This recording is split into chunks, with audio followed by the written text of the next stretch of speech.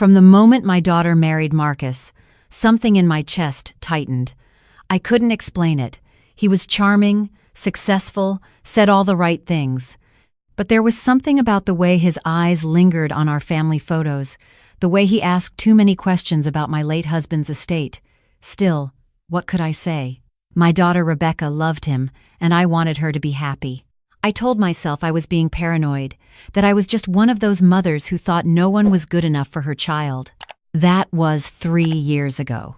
Marcus integrated himself into our family seamlessly. Too seamlessly, if I'm being honest. He showed up at every family gathering with expensive wine and compliments. He helped my son-in-law James with his business connections. He even offered to manage my investments after my husband passed. Said he didn't trust the bank to look after me properly. Rebecca beamed whenever he did these things. "See, Mom? I told you he was wonderful." I declined his offer about the investments. Some instinct held me back. Marcus smiled, but something flickered in his eyes. Disappointment? Frustration? It was gone so quickly I convinced myself I'd imagined it. Then came the summer of 2024. Rebecca suggested we all spend 2 weeks at our family lake house in northern Michigan. It had been my husband's pride and joy, 3 bedrooms right on the water, surrounded by pine trees. I'd been going there every summer for 40 years. James and Emily, our youngest daughter, would come too. A real family vacation, Rebecca said. I couldn't refuse. I should have. I'm diabetic, have been for 15 years. Type 2, manageable with medication and diet. I'd always been careful, kept my blood sugar stable, never had any serious complications. Marcus knew this. Everyone knew. I took my medication religiously, tested my levels twice daily, watched what I ate. The first week at the lake house was lovely. We swam, grilled fish, played cards in the evenings. Marcus was attentive, almost too much so. He'd bring me my insulin kit before I asked for it, remind me about my medication schedule, ask how I was feeling multiple times a day. Rebecca commented on how caring he was. "You're so lucky to have Marcus looking out for you, Mom." Emily, who'd always been more observant than Rebecca, caught my eye once when Marcus was fussing over my medication. She raised an eyebrow slightly, as if to say, "Is this normal?" I shrugged it off. Maybe he was just trying to be a good son-in-law. On the 8th day, I started feeling strange, dizzy, nauseous, confused at odd moments. I checked my blood sugar and it was low. Not dangerously low, but lower than usual. I ate some crackers and felt better. The next morning, same thing. And the morning after that, "Maybe you should adjust your insulin dosage," Marcus suggested over breakfast, his voice full of concern. "Or maybe the activity level here is different than at home. You're more active, burning more glucose." It made sense. I had been swimming more, taking longer walks. I reduced my insulin slightly and felt better for a day, then worse again. On the 11th night, I woke up at 3 in the morning, drenched in sweat, my heart racing, trembling all over. I recognized the symptoms immediately. Severe hypoglycemia. I stumbled to the kitchen and drank orange juice straight from the container, my hands shaking so badly I spilled it down my nightgown. I sat at the kitchen table, waiting for my blood sugar to rise, waiting for my heart to slow down. That's when I heard Marcus's voice. He was in the sunroom just off the kitchen, and he was on a video call. The door was slightly ajar, and his laptop screen cast a blue glow into the darkness. I should have announced my presence, but something stopped me. Maybe it was the tone of his voice, lower than usual, careful. "She had another episode tonight," he was saying. "Nearly passed out. Won't be much longer now." My blood froze. A woman's voice responded, young, flirtatious. "Are you sure this is working? It's taking forever, baby." "Insulin overdose is perfect," Marcus replied, and I could hear the smile in his voice. "Her diabetes makes it impossible to detect. Everyone will think she just mismanaged her medication. Elderly diabetics have complications all the time. Even if they test her blood sugar, it'll just show she was hypoglycemic, nothing suspicious. But 2 more weeks? I want to move into that house already. The lake house alone is worth over $1 million. Patience, Ashley. The lake house is just the beginning. Once the old woman dies, Rebecca inherits everything. Her father's entire estate. And what's Rebecca's is mine. We've been married long enough that I'll get at least half in the divorce, probably more, and that's assuming I even file for divorce right away. Might be smarter to wait, let her lean on me through her grief, get her to put my name on more accounts first. My daughter. He was talking about divorcing my daughter. After she'd just lost her mother. After he'd murdered her mother. I pressed my hand over my mouth to keep from gasping. Ashley laughed. You're so bad. How much longer do we have to pretend we're just friends? Until she's dead and buried, and Rebecca is too grief-stricken to ask questions. Then I'll gradually pull away, say the grief is too much, that I need space. By the time the divorce is final, we'll be set for life. What about the sister? Emily? She'll get her share of the inheritance, but she's not my problem. Rebecca's the one with the house, the life insurance, the investment accounts. My stupid wife put everything in a joint trust, wanted to protect our future together. God, she's so naive, made everything so easy. I heard him shift in his chair. I need to go. Increasing her insulin tonight almost did the trick. Tomorrow I'll go even higher. With any luck, she won't wake up at all. Call me when it's done, Ashley said. I love you. Love you too. The laptop clicked shut. I sat frozen in the kitchen chair, orange juice carton still in my trembling hands. My son-in-law had been slowly killing me. Overdosing my insulin every day, waiting for my body to give out, planning to inherit everything through my daughter and then abandon her with nothing. And tomorrow night he was going to finish the job. I heard his footsteps approaching the kitchen. Quickly, I ducked behind the pantry door, praying he wouldn't see me. He walked right past, opened the refrigerator, poured himself a glass of water. Standing there in his pajama pants, looking like any normal man, while he'd just been plotting murder, he whistled softly as he walked back upstairs. I waited until I heard his bedroom door close. Then I sat back down at the kitchen table and tried to think through the fog of shock and terror. I couldn't go to the police. What proof did I have? An overheard conversation? They'd test my insulin levels and find nothing but what you'd expect from a diabetic taking insulin. Marcus was right about that. I couldn't tell Rebecca. My daughter worshipped her husband. She'd never believe her mother over him. He'd turn it around, say I was confused, having delusions from low blood sugar, maybe suggest I needed cognitive testing. Everyone would believe him over me. I was alone. And I had less than 24 hours before he tried again. My hands found my phone in my pocket. There was one person who might listen, my nephew, David. He'd been in law enforcement for 20 years, just retired as a detective last year. More importantly, he'd never liked Marcus. He'd told me once, at a family barbecue, that Marcus reminded him of a con man he'd arrested years ago. Something about the eyes, he'd said. Too calculated. I texted him. Need your help urgently. Can you come to the lake house tomorrow? Don't tell anyone. His response came 5 minutes later. On my way. Be there by noon. Are you safe? For now, I typed. We'll explain when you get here. I didn't sleep that night. I lay in my bedroom with a chair propped against the door, my insulin kit hidden in my closet.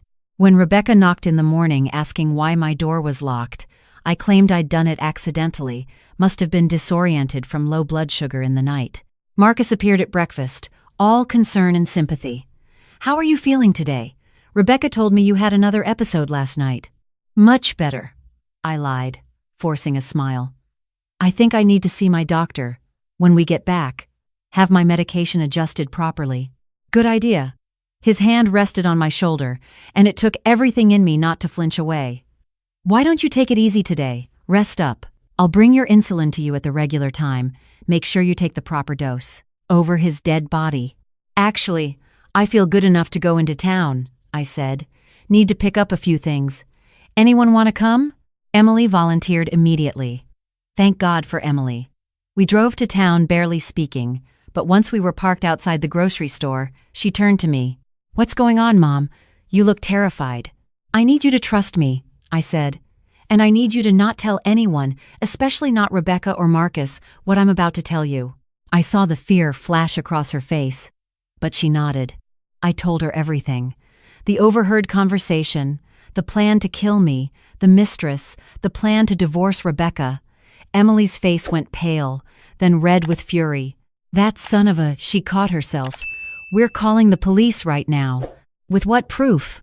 An overheard video call? My word against his? We'll record him. Set up a camera, or, he's too careful, and we don't have time. He's planning to overdose my insulin tonight. Emily's hands gripped the steering wheel so hard her knuckles went white. Then we get you out of there. Right now. We pack your stuff and leave. And Rebecca will never believe us. She'll marry that monster to him forever, thinking we're jealous or crazy, and eventually he'll find another way. If not me, then maybe Rebecca herself once he's drained her accounts. We sat in silence for a moment. Then Emily asked, "What's your plan?" "David's coming at noon. He'll know what to do." David arrived exactly at noon, his retired detective instincts making him check the entire property before even saying hello. When I told him the story, his jaw set in that way I remembered from his law enforcement days. "You're right that we need proof," he said. "But here's what we're going to do. You're going to let him give you that overdose." "Absolutely not," Emily said immediately. "Let me finish. You're going to let him give you what he thinks is an overdose. But starting right now, you're not taking any insulin at all. Your blood sugar will run high for a day, but that's not dangerous in the short term. When he administers what he thinks is your regular insulin tonight, your glucose levels will actually drop to normal range, not to dangerous levels. You'll pretend to go into crisis anyway. We'll call 911, get paramedics here. They'll test your blood sugar, find it's actually fine, which will be the first red flag." "But that doesn't prove Marcus did anything," I said. David smiled grimly. "That's where the hidden camera comes in. I brought 3, professional grade. We're going to set them up in your room. When he comes to give you your insulin tonight, we'll record everything. If he's been switching your dosage, we'll catch it on video. And I'm going to test your insulin right now." He pulled out a small kit from his bag. "If he's been tampering with it, increasing the concentration, it'll show." He took my insulin vial and spent 20 minutes testing it while Emily and I watched. Finally, he looked up, his expression dark. "This isn't the concentration it should be. Someone's been adding extra insulin to this vial. You've been injecting nearly triple your prescribed dose every time you use this." My hands started shaking again. Seeing it confirmed, having proof in front of me that my son-in-law had been systematically poisoning me, made it real in a way it hadn't been before. "So we have proof," Emily said. "We have proof the insulin was tampered with. We don't have proof Marcus did it.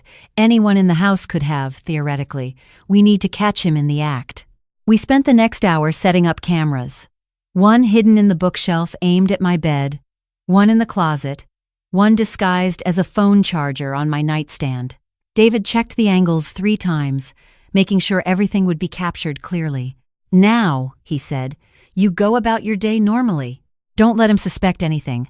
Tonight, when he comes to give you your insulin, you let him. Then you wait 5 minutes and start acting like you're going into hypoglycemic shock. Confused, dizzy, the whole thing.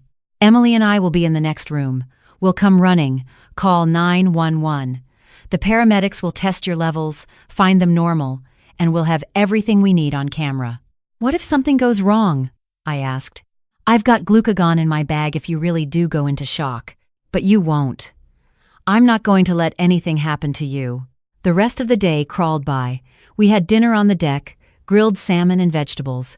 Marcus was especially cheerful, telling jokes, pouring wine for everyone. He kept glancing at me, and I knew what he was thinking. Last meal. Rebecca asked if I was okay. I'd barely touched my food. "Just tired," I said. "Think I'll turn in early. I'll bring your insulin up in a bit," Marcus offered immediately. "Make sure you get the right dosage tonight. We don't want another episode." "No, we certainly don't." I went to my room at 8:30. David and Emily were already in the guest room next door. Through the thin walls, I could hear David testing the camera feeds on his laptop. Everything was ready.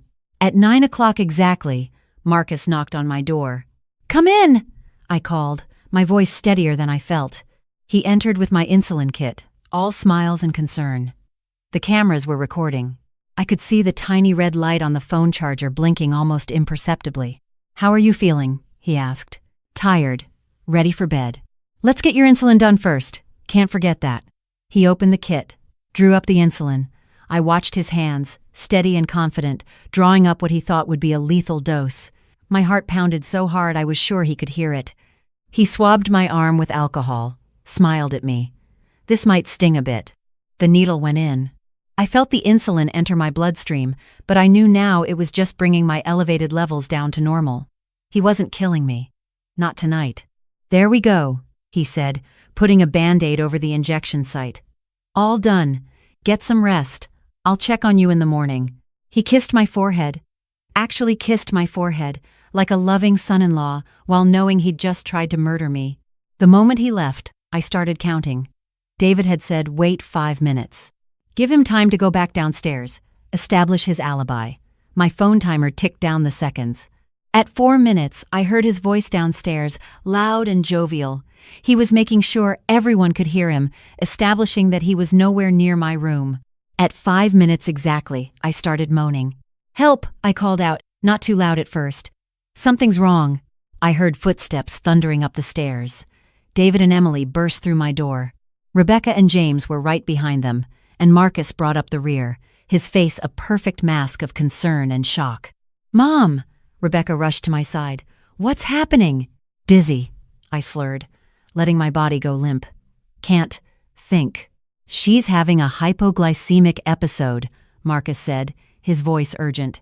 "He was good, I'd give him that. Quick, get her some juice. We need to raise her blood sugar." "I'm calling 911, David said, already on his phone. Marcus's eyes flicked to him, a microsecond of annoyance, then back to concern. "That might not be necessary." "She could be dying," David snapped. "I'm calling 911. The paramedics arrived within 15 minutes. They took my vitals, tested my blood sugar. The lead paramedic, a woman in her 40s, looked confused. "Ma'am, your blood sugar is 95. That's completely normal." "But she's diabetic," Marcus said quickly. "She takes insulin. She must have had an episode. Her blood sugar dropped and is just now coming back up. Her heart rate is normal, blood pressure is normal, pupils are reactive. She doesn't have any symptoms of recent hypoglycemia, no tachycardia, no sweating beyond what you'd expect from anxiety." The paramedic looked at me carefully. "Ma'am, are you really feeling dizzy? Or was something else happening?" This was the moment. I looked at David. He nodded slightly. "I need to file a police report," I said, my voice clear now. "My son-in-law has been trying to kill me." The room exploded. Rebecca shouted, "Mom, what are you talking about?" Marcus's face went pale. "She's confused, the low blood sugar. Her blood sugar is fine," the paramedic repeated. "She's been experiencing episodes," Marcus said, his voice getting desperate. "Confusion, disorientation. Maybe she needs neurological testing." "Show them," I said to David. He pulled out his laptop and turned it to face the room.